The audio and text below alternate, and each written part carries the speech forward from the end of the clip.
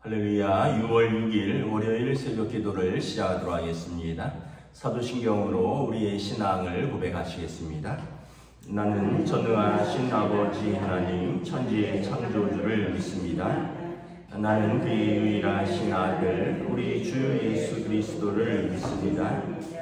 그는 성령으로 잉태되어 동정녀 마리아에게서 나시고 본디오 빌라도에게 고난을 받아 십자가에 못 박혀 죽으시고 장사된 지 사흘 만에 죽은 자 가운데서 다시 살아나셨으며 하늘에 오르시어 전능하신 아버지 하나님 우편에 앉아 계시다가 거기로부터 살아있는 자와 죽은 자를 심판하러 오십니다. 나는 성령을 믿으며 거룩한 공교회와 성도의 교제와 죄를 용서받는 것과 몸의 부활과 영생을 믿습니다. 아멘. 찬송가 288장 찬양하시겠습니다. 찬송가 288장입니다.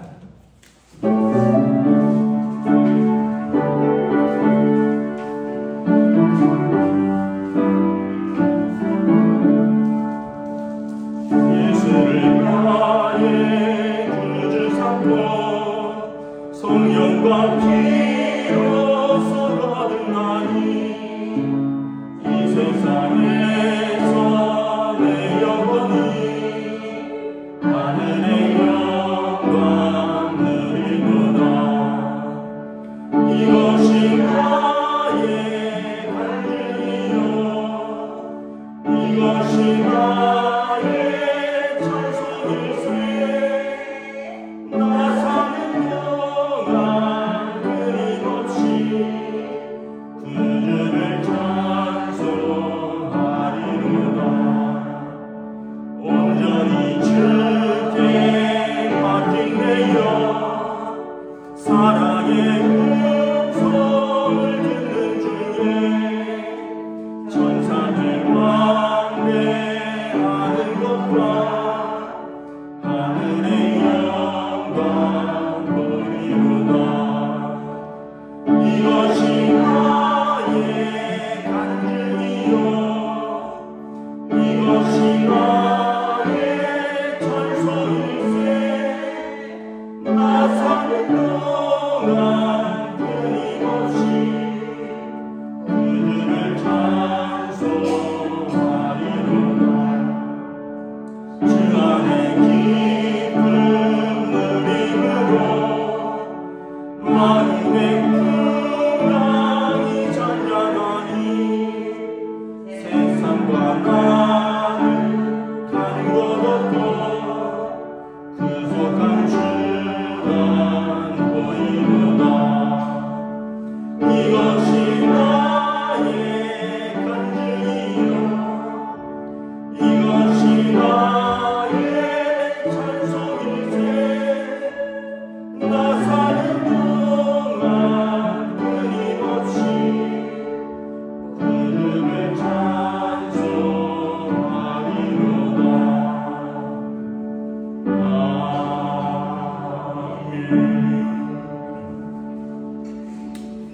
네, 오늘 우리 주신 하나님 말씀은 신약성경 고린도전서 15장 20절부터 34절까지 말씀입니다. 고린도전서 15장 20절부터 34절까지 말씀입니다. 다 찾으신 줄 알고 저와 여러분들이 한 절씩 교도하도록 하겠습니다. 고린도전서 15장 20절부터 34절입니다. 그러나 이제 그리스도께서 죽은 자 가운데서 다시 살아나사 잠자는 자들의 첫 열매가 되셨도다. 사망이 한 사람으로 말미암았으니 죽은 자의 부활도 한 사람으로 말미암은도다.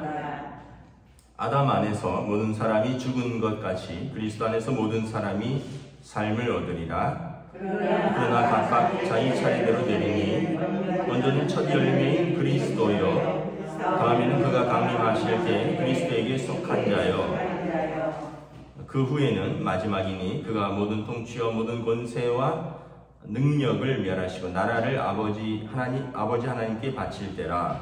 그가 모든 원수를 그 발 아래에 둘 때까지 반드시 왕노로 다시리니 맨 나중에 멸망받을 원수는 사망이니라. 만물을 그의 발 아래 두셨다 하셨으니 만물을 아래 두셨다 하신 말씀, 만물을 그의 아래 두신 이가 그 중에 돌지 아니한 것이 분명하도다. 만물을 그에게 복종하게 하실 때에는 아들 자신도 그때 만물을 자기에게 복종하신 이에게 복종하게 되리니 이는 하나님이 만유의 주로서 만유 안에 계시려 하심이라. 만일 죽은 자들이 도무지 다시 살아나지 못하면 죽은 자들을 위하여 세례를 받는 자들이 무엇을 하겠느냐? 어찌하여 그들을 위하여 세례를 받느냐? 또 어찌하여 우리가 언제나 위험을 무릅쓰리요? 형제들아, 내가 그리스도 예수 우리 주 안에서 가진 바 너희에 대한 나의 자랑을 두고 단언하노니 나는 날마다 죽노라. 내가 사람의 방법으로 에베소에서 맹수와 더불어 싸웠다면 내게 무슨 유익이 있으리요? 죽은 자가 다시 살아나지 못한다면 내일 죽을 터이니 먹고 마시자 하리라. 속지 말라. 악한 동무들은 선한 행실을 더럽히느니. 함께 읽습니다. 깨어 의를 행하고 죄를 짓지 말라. 하나님을 알지 못하는 자가 있기로 내가 너희를 부끄럽게 하기 위하여 말하노라. 아멘. 할렐루야. 오늘도 또 주님께서 우리와 동행하시는 은혜와 평강이 가득한 복된 날 되시기를 축복합니다.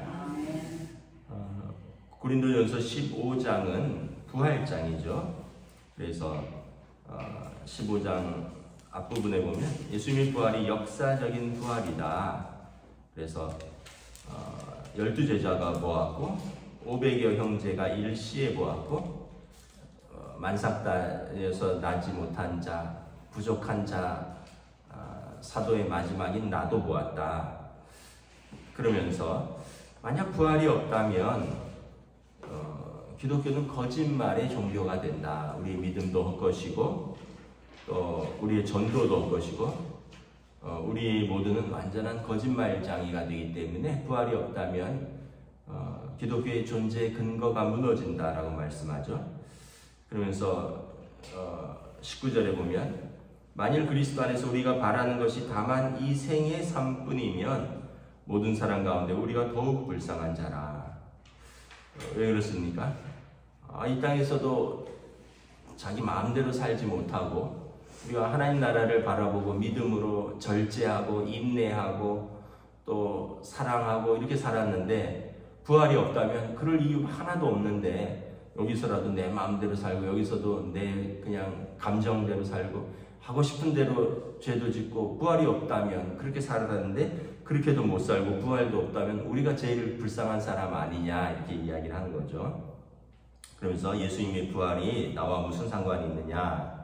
첫째는 20절에 보면 예수님이 부활의 첫 열매가 되신다. 첫 열매라는 것은 다음 열매가 있다라는 거죠.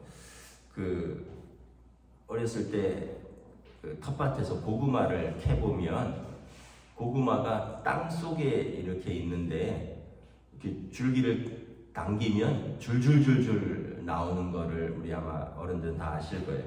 저도 하도 오래돼서 기억이 가물가물한데 강원도에 살 때 교회 마당에 고구마를 심으면 그 고구마를 캤던 그런 기억이 나는데 이게 계속 연결돼서 줄줄줄줄 나오더라고요. 그와 같이 부활도 예수님의 부활로 끝나지 않고 예수님이 부활의 첫 열매고 부활을 믿고 다른 모든 성도들의 부활이 이어진다는 것입니다. 그래서 사망이 한 사람으로 말미암은 것처럼 아담을 말하는 거죠. 첫사람 아담이 죄를 지음으로 사망이 그에게 들어왔고 우리에게로 미쳤듯이 죽은 자의 부활도 한 사람으로 둘째 아담 예수 그리스도로 말미암아 우리에게 부활이 미친다라는 것입니다. 그래서 아담 안에서 죄의 삭은 사망이니까 아담 안에서 모든 사람이 죽은 것 같이 그리스도 안에서 모든 사람이 다시 삶을 얻으리라. 20절 말씀에 참 의미 있는 말씀이 있습니다. 그러나 이제 그리스도께서 죽은 자 가운데서 다시 살아나사 잠자는 자들의 첫 열매가 되셨도다. 죽음을 잠자는 것에 비유합니다. 예수님께서 복음서에 보면 이 야이로의 딸이라든가 나사로라든가 야이로의 딸 같은 경우 사람들이 막 죽었다고 우니까 잠자는 것이다 이렇게 말씀을 하시거든요. 잠잔다라는 표현은 뭐냐면 깰 것을 염두에 두는 거죠. 죽음이 믿는 자들에게는, 부활을 믿는 자들에게는 잠자는 것이다 라는 것입니다. 그러면 여러분 이해가 좀 쉽게 되죠. 왜냐하면 우리가 오늘 잠에서 깨어서 왔잖아요. 어떻게 보면 안 잘 수는 없어요. 사람이 참 신기하게 하루 정도 안 잘 수는 있을지 몰라도 우리 몸은 활동을 하고 이제 에너지를 다 쓰면 자야 됩니다. 자면서 에너지를 충전하면 그리고 깨어서 다시 활동하고 또 에너지를 다 쓰면 또 자고, 그래서 이 리듬을 지키는 거죠. 그렇다면 이 땅에서의 우리의 사명이 다 끝나면 우리는 잠자는 것이다. 그리고 다시 깨어서 영원한 하나님 나라에서의 삶이 시작된다. 그래서 제가 이어령 박사 말씀을 드렸죠. 이분이 깨달은 것이 죽음은 END, 끝이 아니라 end, 영화에 보면 영화 끝나면 자막이 end 이러면서 올라가잖아요. 그게 아니라 죽음은 end, AND, 그리고 이렇게 이 땅에서의 육신의 장막은 무너지지만 영원한 하나님 나라에서의 성도의 삶이 시작된다. 그래서 우리가 잠자는 자들이다. 그리스도 안에서 다시 깰 것이다. 이렇게 생각하면 부활을 너무나 우리가 좀 쉽게 이해할 수 있고 큰 위로가 되죠. 이 땅에서의 고단한 삶, 우리 그런 거 있잖아요. 그러니까 하루를 저 군에 있을 때 가끔 느꼈던 건데 빨리 저녁이 왔으면 좋겠다. 왜냐하면 훈련이 너무 힘들 때 막 생전 처음 받아보는 육체적 훈련을 하니까 뭐 총 들고 군화 신고 머리에 철모 쓰고 20km 배낭 메고 막 하루에 4시간씩 뛸 때도 있었으니까 언제 그런 훈련을 해봤습니까?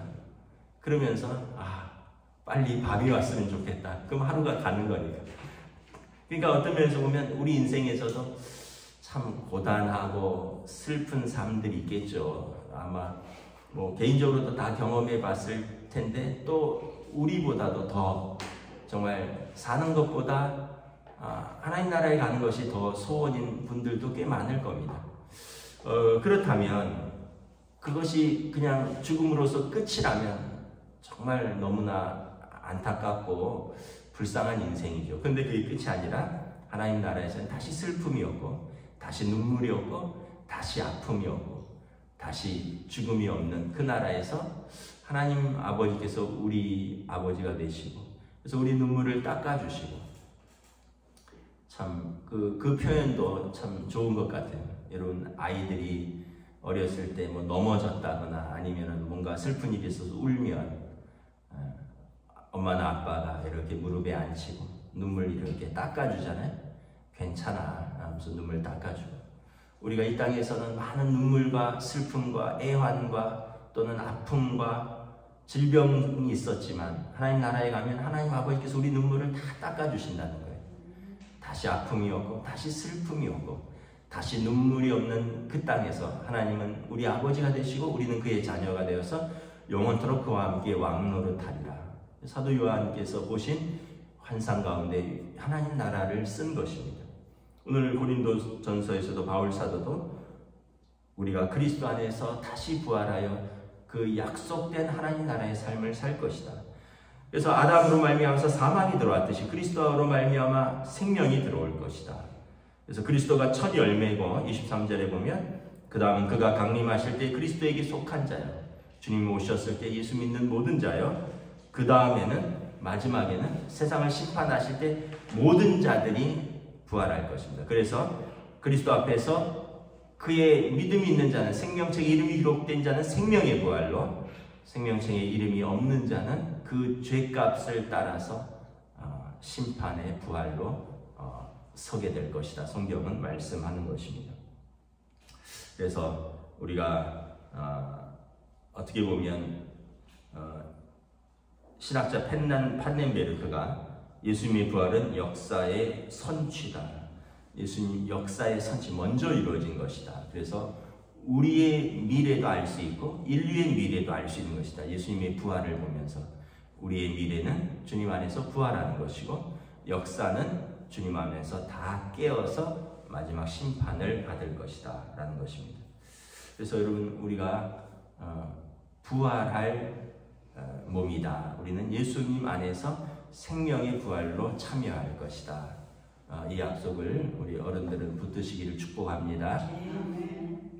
자, 그러면서 부활을 믿는 자의 삶은 죽음을 각오하고 믿음을 지킨다는 거죠. 왜냐하면 죽어도 부활할 것이니까.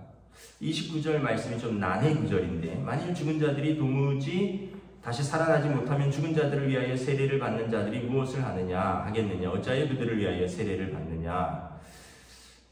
이 말씀대로만 보면 죽은 자들을 위하여 세례를 받는다. 이거는 좀 교리적으로 불가능합니다. 죽은 자들을 위해서 세례를 받는다라는 것은 여러분, 그 학교의 대리 출석 같은 거죠. 이것은 불가능합니다. 이미 죽은 자들을 위해서 우리가 세례를 받는 것은 불가능합니다. 이거는 아마 번역을 원어 번역을 좀 더 가깝게 한다면, 믿음을 지키기 위하여 죽음을 무릅쓰고 죽은 자들을 생각하면서 우리가 세례를 받는 것이다, 이렇게 생각합니다. 그 당시에 여러분, 세례를 받는다, 예수 믿는다는 것은 죽음을 무릅쓰는 것이었습니다. 그래서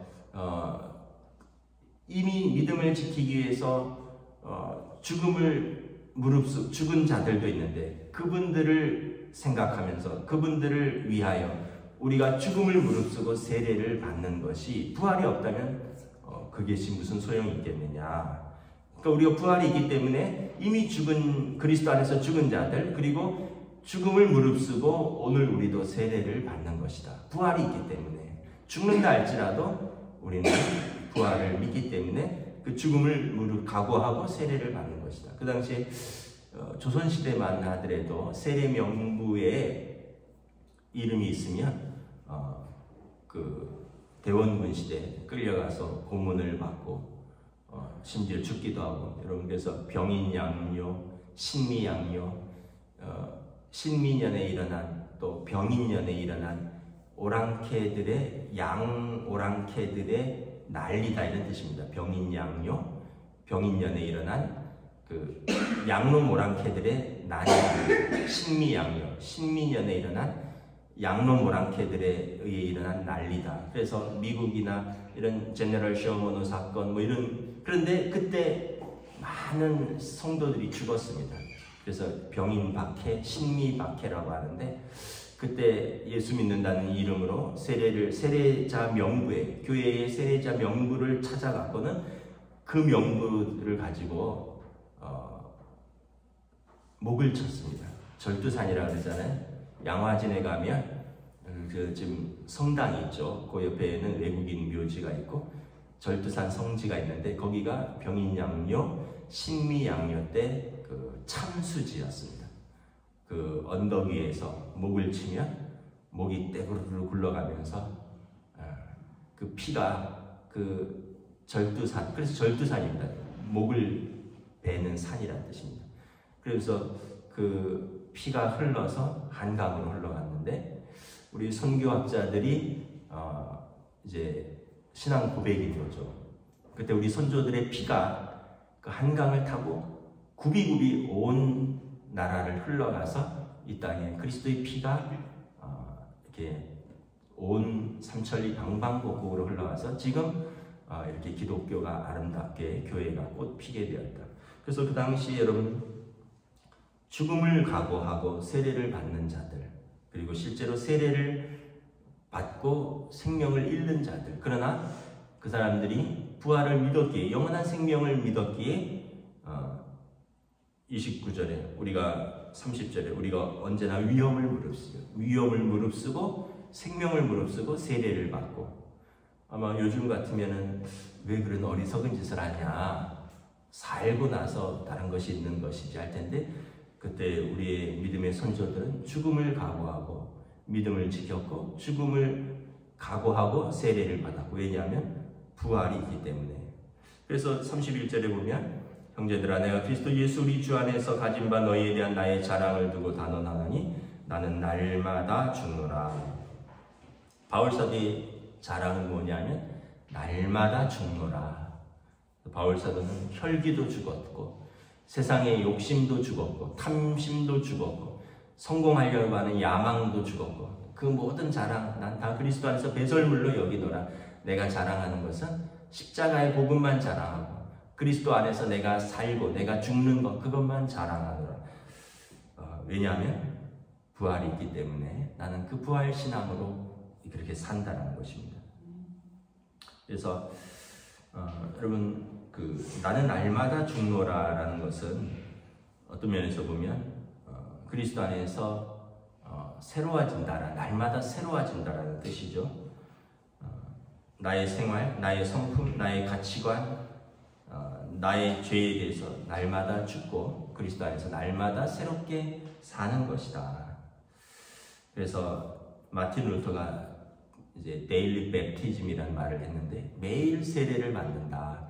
우리가 그리스도 안에서 교회 앞에서 세례 받는 것은 단 한 번이지만 나는 매일 세례를 받노라. 매일 그리스도와 연합하여 나의 옛 성품과 옛 삶은 죽고 그리스도 안에서 새롭게 연합하여 산다. 이런 말씀을 했습니다. 한국교회 초창기에 7인의 첫 번째 목사 안수 받은 7인의 목사님 중에 한 분이 김익두 목사님입니다. 이분은 유명한 깡패였습니다. 깡패.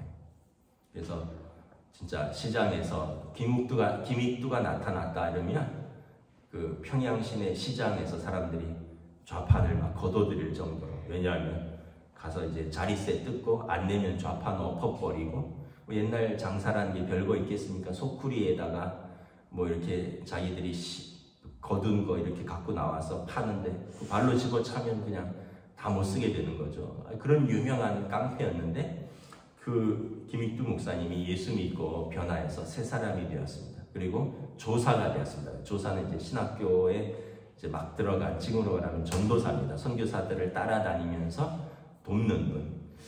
그러면서 이제 깡패 김익두가 변하여 새 사람이 됐다. 그러니까 아무도 안 믿는 거예요. 그래서 김익두 목사님이 이제 안 믿으니까 옛날에 김익두는 죽었고 새로운 김익두요 막 이러니까 사람들이 안 믿는데 이제 어떤 용기 있는 분이 그래? 한번 해보자. 돌멩이를 들어갖고 냅다 던졌다는 거예요. 그리고 이마에 맞아서 피가 난 거예요. 죽었으면 반응하지 않을 것이고 살았으면 와서 나를 때릴 것이니 그 말을 한번 확인해보자 하고 맨날 노방전도하면서 옛날 깡패 김익두는 죽었고 이제는 예수 안에서 산 새로운 김익두요 하는데 아무도 안 믿다가 어떤 사람이 돌멩이 들어서 딱 던져서 이마에 딱 맞았는데 피가 질질 나니까 사람들이 깜짝 놀란 거죠. 야, 저 사람 큰일 났다, 죽었다. 그런데 김익두 목사님이 죽었기 때문에 그냥 가요 이러면서 이렇게 갔다는 거예요. 그러면서 사람들이 이제 진짜 깡패 김익두는 죽었구나. 그러면서 진짜 김익두 목사님이 그 이후로 구정물도 뒤집어 쓰고 돌도 맞고 그 혈기, 자기의 옛 생활이 완전히 죽고 진짜 예수. 그래서 우리 장로교회 7인의 목사님 중에 첫 번째 목사님이 되었습니다. 나는 날마다 죽노라. 우리 33절, 34절 공동하도록 하겠습니다. 시작. 속지 말라. 악한 동무들은 선한 행실을 더럽히나니 깨어 의를 행하고 죄를 짓지 말라. 하나님을 알지 못하는 자가 있기로 내가 너희를 부끄럽게 하기 위하여 말하노라. 악한 친구들, 부활이 없다고 말하는 자들은 선한 행실을 더럽힌다는 거죠. 믿음을 저버릴 뿐만 아니라 선한 행실을 더럽힌다는 거죠. 그 악한 친구들의 꼬임에 빠지지 말라는 것입니다. 믿음도 없고 부활도 안 믿으면 무슨 죄를 짓건 무슨 상관이 있겠습니까? 속이든지 때리든지 간음을 하든지 남의 걸 사기치든지 무슨 상관이 있겠습니까? 믿음도 없고 부활도 안 믿는데. 근데 그런 악한 동무들은 이렇게 선한 행실을 더럽히니 성도들인 당신들은 깨어서 의를 행하고 약한 동무들의 죄에 속지 말고 꾀에 속지 말고 죄를 짓지 말라. 하나님을 알지 못하는 자가 있기로. 고린도 교회 중에서도 아마 부활이 없다고 말하고 이 세상이 전부라고 말하는 사람들, 이 사람들이 하나님을 제대로 알지 못하는 자라는 거죠. 그런 자들이 있다는 이야기가 있기에 내가 그들을 부끄럽게 하기 위하여 말하노라. 그래서 하나님이 없다고 말하는 자들의 마지막은 수치와 심판뿐이다. 그러므로 부활을 생각하여 악한 자에 속지 말고 오늘도 믿음 위에 든든히 서고 선한 일에 힘쓰라 말씀하는 것입니다. 여러분 또 오늘 하루도 또 오늘 한 주간도 우리가 순간순간 또 살아가면서 그리스도 안에서 죽고 그리스도와 함께 사는 우리의 삶에서 믿음으로 살아가시기를 주님의 이름으로 축복합니다. 아멘. 기도하겠습니다. 하나님 은혜를 감사합니다. 참 우리가 감사한 것은 우리에게 믿음이 전해졌고 우리에게 영원한 하나님 나라 부활에 대한 소망을 주셨고 우리가 이것을 믿고 살아가기 때문입니다. 정말 만약에 부활이 없다면 우리가 믿었던 하나님 나라가 없다면 우리는 이 땅에서도 가장 불쌍한 자이고 또 이 땅에서도 내 마음대로 못 살고 이 땅에서 참고 인내하고 수고하고 선한 일에 힘쓴 이 모든 것들이 아무런 보상이 없다면 악인들의 삶이나 우리 믿음의 삶이나 아무런 차이가 없다면 우리가 가장 불쌍한 자라 말씀합니다. 그러나 주님 오시는 마지막에 만물이 그의 앞에서 서게 될 것이요 그때 생명의 부활과 심판의 부활로 마주서게 될 것이다 말씀합니다. 그러므로 이 부활을 믿고 우리는 날마다 죽고 그리스도 안에서 믿음으로 살라. 참으로 하나님이 없다고 믿는 자들처럼 부끄럽게 살지 말고 악한 이들의 선한 행실을 더럽히는 것에 대해서 속지 말고 깨어 믿음이 든든히 서라 말씀하니 오늘도 우리가 이 믿음으로 우리의 일상을 또 하루를 살아갈 수 있도록 성령님 인도하여 주시옵소서. 감사를 드리오며 우리 주 예수 그리스도 이름으로 기도드리옵나이다. 아멘. 하늘에 계신 우리 아버지 이름을 거룩하게 하시며 아버지의 나라가 오게 하시며 아버지의 뜻이 하늘에서와 같이 땅 위에서도 이루어지게 하소서. 오늘 우리에게 필요할 양식을 주시고 우리가 우리에게 잘못한 사람을 용서하여 준 것 같이 우리 죄를 용서하여 주시고 우리를 시험에 빠지지 않게 하시고 악에서 구하소서. 나라와 권능과 영광이 영원히 아버지의 것입니다. 아멘.